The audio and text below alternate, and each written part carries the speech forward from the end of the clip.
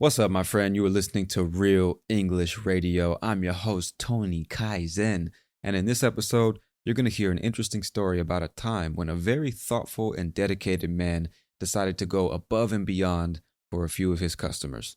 The man in the audio clip you're about to hear is Mr. Will Widara. I hope I pronounced that correctly.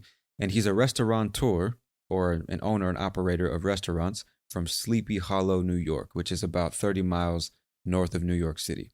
And he's the former owner of the world-famous restaurant 11 Madison Park. Now, in the clip, Will tells an interesting story about the moment he realized the power of great hospitality. So first, I'll play the clip from start to finish, and then we'll go back so I can explain a few keywords and phrases? A few keywords and phrases to make sure you understand everything and you can leave with something interesting to think about. All right? Let's do it. For nearly a decade, I owned and operated a restaurant called 11 Madison Park. By the time I sold it at the beginning of 2020, it had been named the #1 restaurant in the world. I found myself clearing appetizers from a table of 4 foodies on vacation to New York. I overheard them talking. We've been to all the best restaurants. Yeah, but the only thing we didn't get to try was a New York City hot dog. I walked gracefully back into the kitchen, dropped off the plates, and then literally ran out the front door and down the block to the hot dog cart. I bought a hot dog and ran just as fast back into the kitchen. He agreed to cut the hot dog up into 4 perfect pieces, adding a little swoosh of ketchup and a swoosh of mustard onto each plate, and finishing them with a quenelle of sauerkraut and a quenelle of relish. We brought them their hot dog. They freaked out. Up until then, I had been so focused on excellence that I somehow hadn't realized that in restaurants, our reason for being is to make people feel seen. It's to make them feel welcome. It's to give them a sense of belonging. The food, the service, the design, they're simply ingredients in the recipe of human connection. That is hospitality. All right, my friend, as I say in every single episode, don't feel bad if you couldn't understand everything that was being said. This is another one of those clips where the actual speech was a bit slower and easier to follow, but somebody removed all of the moments of silence in between words and sentences, so it sounds like it's coming much faster than it actually was. I hope that makes sense. Either way, don't worry, don't stress about it. We're going to go back. I'll break it down into pieces for you so you can understand everything that's being said. All right? Here we go. For nearly a decade, I owned and operated a restaurant called 11 Madison Park. By the time I sold it at the beginning of 2020, it had been named the #1 restaurant in the world. I found myself clearing appetizers from a table of 4 foodies on vacation to New York. All right, so let me stop here. The first thing I want to explain is appetizers. An appetizer is a small dish or some kind of snack that's served before the main course of a meal. So if you go to a restaurant, at least here in the States, it's pretty common before you order your actual meal, they'll ask you, can I start you off with an appetizer? And that could be like some nachos or mozzarella sticks or chips and salsa or something like that. Just like finger food that you can eat while you wait for your actual meal to be prepared. That's an appetizer. Something that probably increases your appetite for the meal that's coming after that. I don't know if that's why they call it appetizer, but it makes sense to me. I don't know about you. Anyway, that's an appetizer. So he said, I was clearing appetizers when what did you say? From a table of 4 foodies on vacation to New York. So clearing appetizers, what you can imagine is the waiter removing the plates and the cups and the forks and everything from the table. He was clearing the table after a group of people had finished eating, right?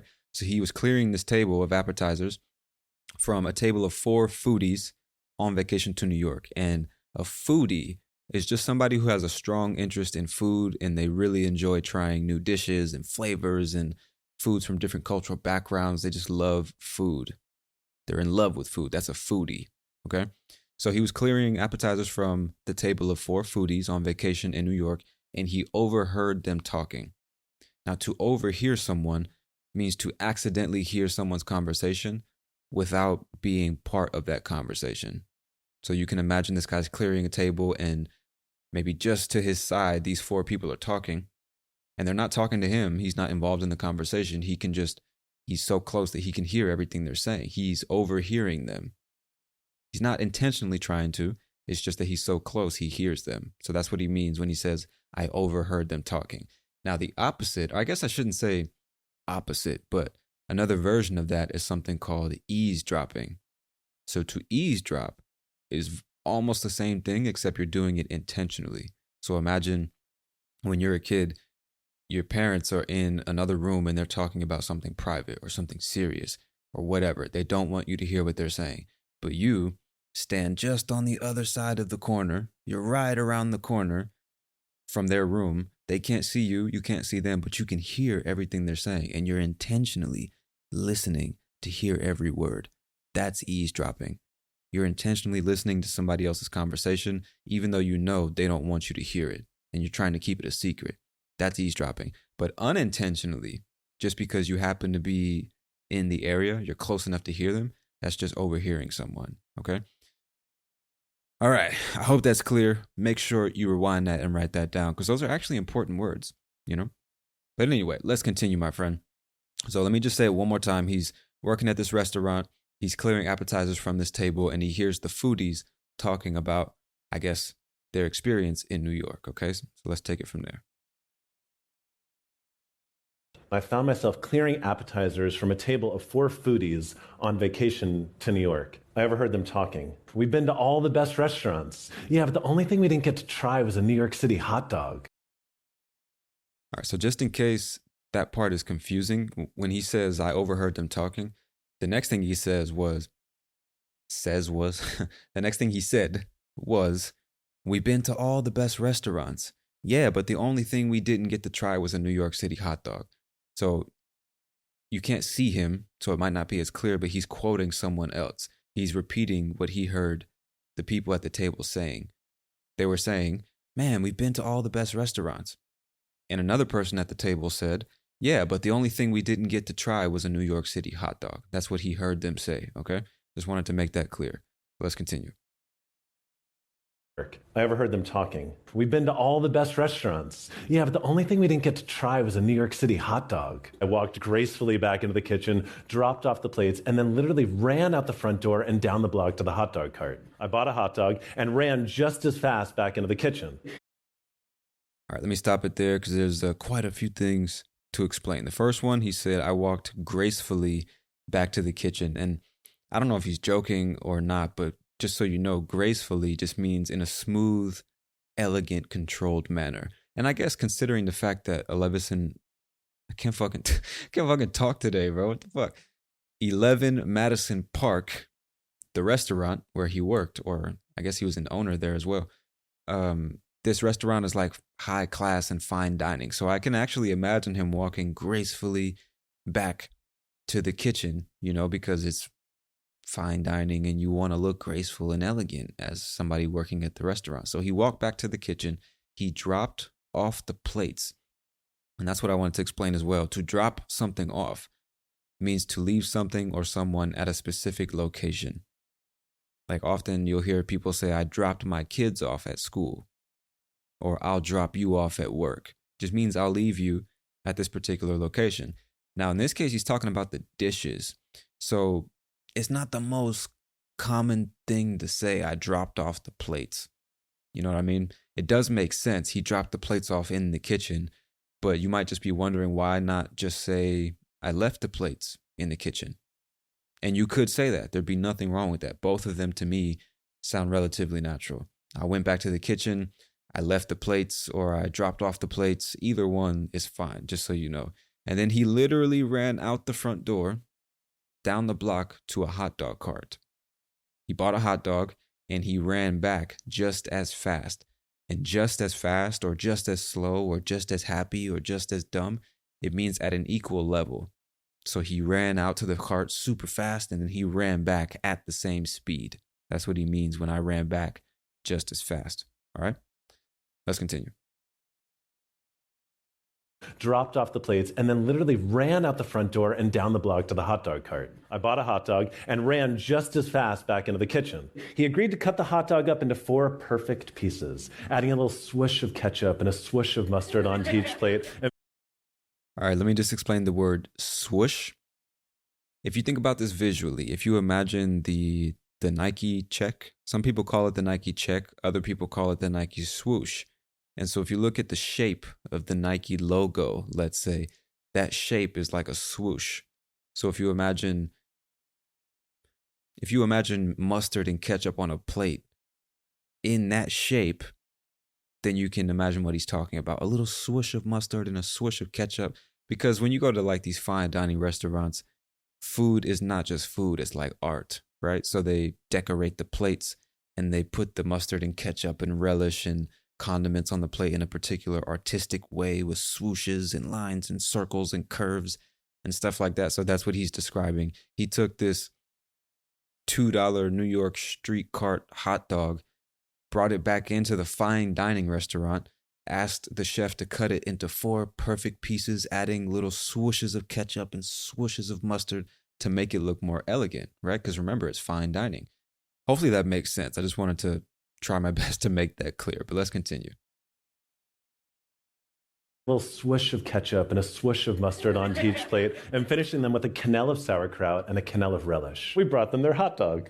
They freaked out. Okay, so again, he's just talking about he went to go get the hot dog and then he brought it into the restaurant, made it look all elegant, and he brought the 4 foodies their hot dog, and they freaked out. They freaked out. And this, to freak out can mean, it's really the same thing in every context, but the emotion you're feeling might be different, because to freak out means to become extremely upset or mad or angry or extremely scared or extremely excited. It just depends on the context. In this context, we have to assume that they were excited, right? They were just talking about the fact that they didn't get to try a New York hot dog. So he ran out the door to go get one, came back and decorated the shit, made it look all elegant, and he brought them their hot dog. And so you can imagine how excited and surprised in a pleasant way that they were. That wasn't the best sentence. You can imagine how excited or surprised they were, or pleasantly surprised they were. Anyway, let's continue. Hot dog.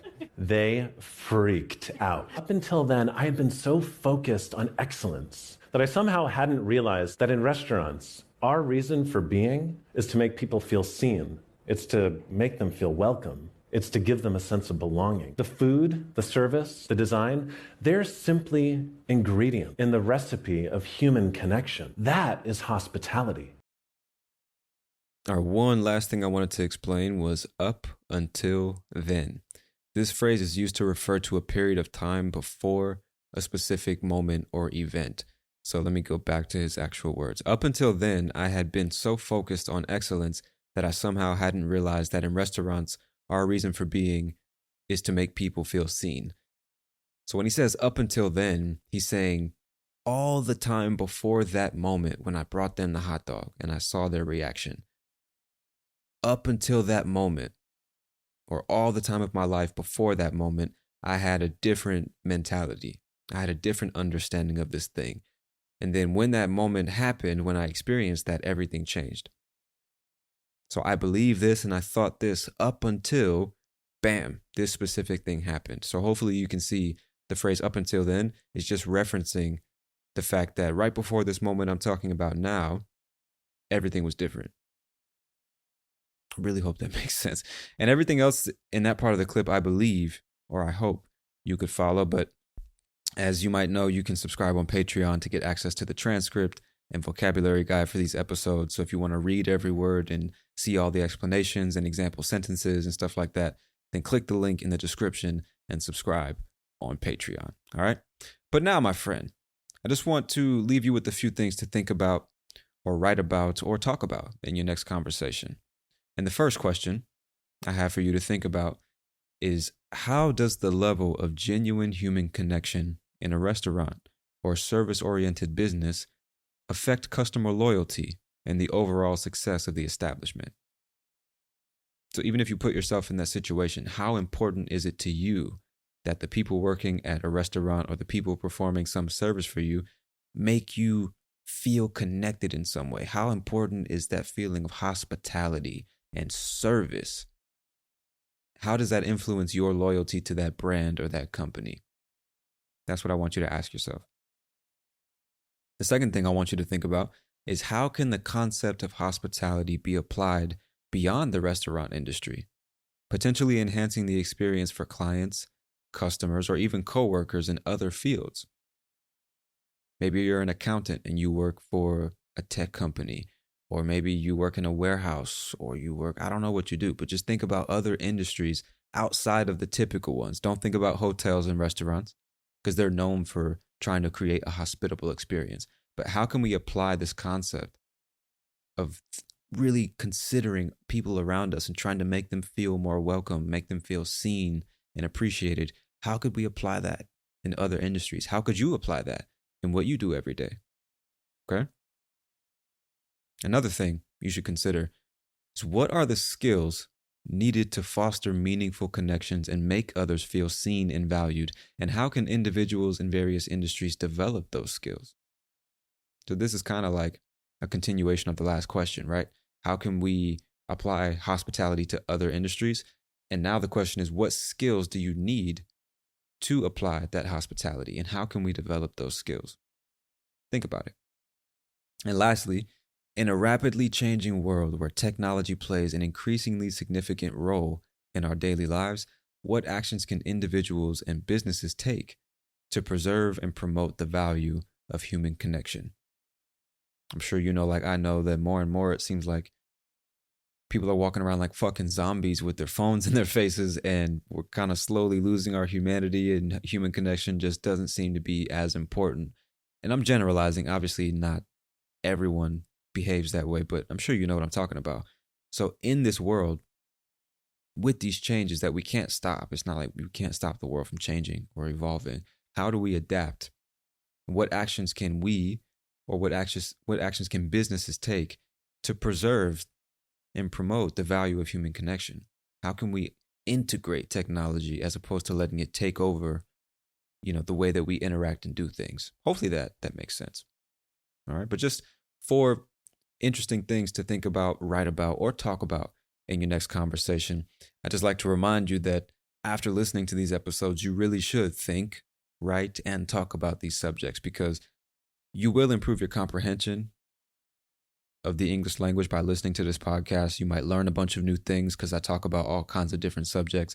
But if you're not writing and speaking about them, it's going to be hard to remember these topics or the words and phrases that you learned when you were listening. You've got to use it or you're going to lose it, right? Because input is fantastic. You need it to learn new things and to get used to the language, but you also need output. So listen to an episode and then write about it, or listen to an episode and then talk about it. If your goal is really to speak English confidently, naturally, proficiently, perfectly, you'll never speak it perfectly, but you get what I'm trying to say. If that's really your goal, make sure you are writing and speaking every single day. All right.